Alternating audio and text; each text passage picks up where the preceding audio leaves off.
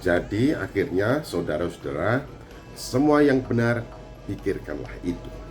Semua yang benar pikirkanlah itu. Ini artinya kita harus mengisi pikiran kita dengan semua yang benar. Nah, ini menjadi cara hidup kita. Bahwa di dalam hidup ini kita semestinya memikirkan segala sesuatu yang benar. Kalau yang kita pikirkan segala sesuatu yang benar, maka yang mengisi hati kita adalah segala sesuatu yang benar.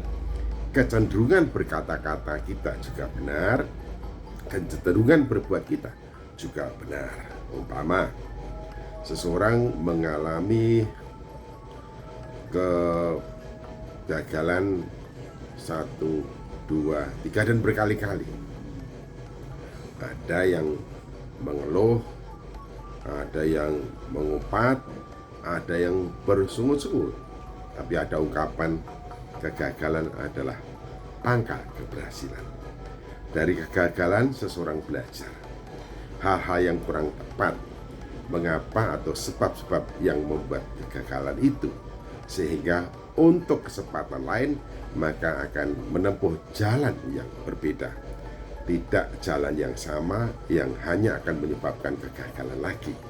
Ada ungkapan, ya tidak mungkin orang itu terperosok ke dalam lubang yang sama. Jadi dari kegagalan kita bisa belajar.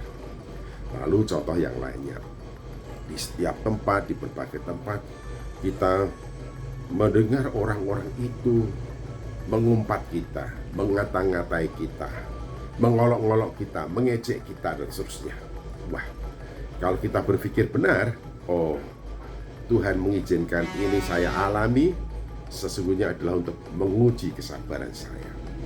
Kalau saya ini ingin menjadi sabar, memang situasi kondisi yang demikian yang harus dikondisikan pada saya, apakah kesabaran saya ini teruji atau tidak.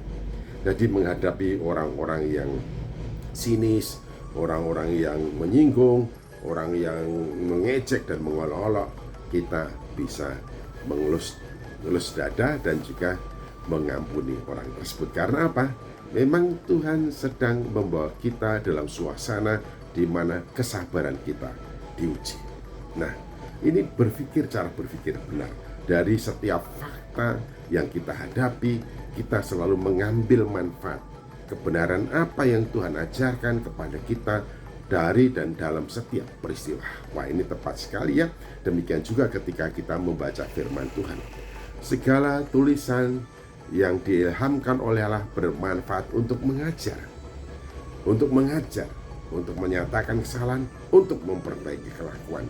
Jadi proses-proses itu juga bisa terjadi dalam kehidupan kita. Ketika situasi, suasana, peristiwa, kejadian diizinkan terjadi dalam diri kita, kita bisa bertanya, melalui semuanya itu, apa yang sedang Tuhan ajarkan kepada saya?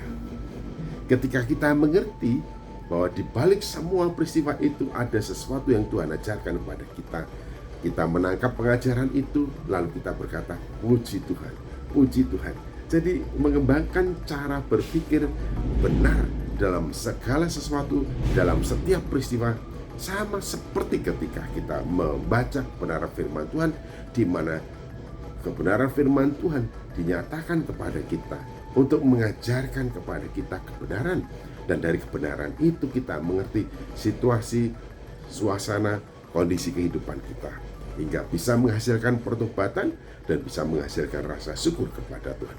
Demikian juga di dalam kehidupan kita ini, dalam segala peristiwa, dalam segala hal, dalam semuanya itu, marilah kita selalu berpikir benar. Semua yang benar pikirkanlah itu, sehingga yang menguasai pikiran kita dan yang mengisi hati kita adalah segala sesuatu yang benar. Dan ingat, jikalau hati kita diisi oleh dan dengan segala sesuatu yang benar, yang keluar dari dalam hati melalui mulut benar, yang keluar dari dalam hati melalui perbuatan juga benar. Karena itu, dengan memikirkan semua yang benar, kita akan bisa berkata benar, berbuat benar, dan hidup dalam kebenaran. Sebab yang menjadi mandat Tuhan untuk kita adalah supaya kita selalu hidup benar dalam kebenaran yang sesungguhnya. Selamat berpikir dan mengisi pikiran dengan semua yang benar. Tuhan Yesus Kristus memberkati.